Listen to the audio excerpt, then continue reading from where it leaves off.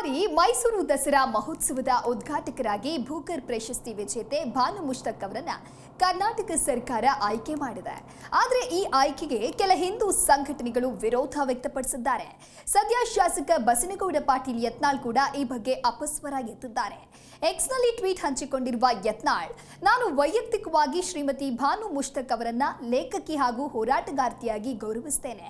ಆದರೆ ನಾಡ ದೇವತೆ ಚಾಮುಂಡೇಶ್ವರಿ ದೇವಿಗೆ ಪುಷ್ಪಾರ್ಚನೆಯನ್ನ ಸಲ್ಲಿಸಿ ದೀಪ ಬೆಳಗುವುದರ ಮೂಲಕ ದಸರಾವನ್ನ ಉದ್ಘಾಟಿಸೋದು ಅವರ ಸ್ವಂತ ಧಾರ್ಮಿಕ ನಂಬಿಕೆಗಳಿಗೆ ವಿರುದ್ಧವಾಗಿದೆ ಅಂತ ಹೇಳಿದ್ದಾರೆ.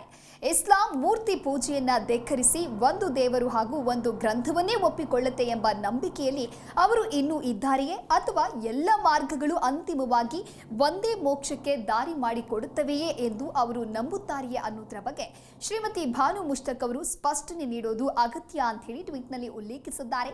ಈ ಸ್ಪಷ್ಟತೆ ಇಲ್ಲದೆ ದಸರಾ ಉದ್ಘಾಟಿಸೋದು ಸರಿಯಲ್ಲ.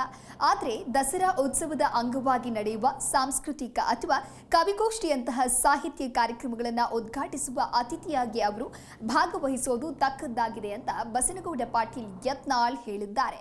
ಈ ಮೂಲಕ ದಸರಾ ಉದ್ಘಾಟನೆಯಲ್ಲೂ ಇದೀಗ ರಾಜಕೀಯ ಶುರುವಾಯ್ತಾ ಅನ್ನುವ ಪ್ರಶ್ನೆ ಮೂಡಿದೆ.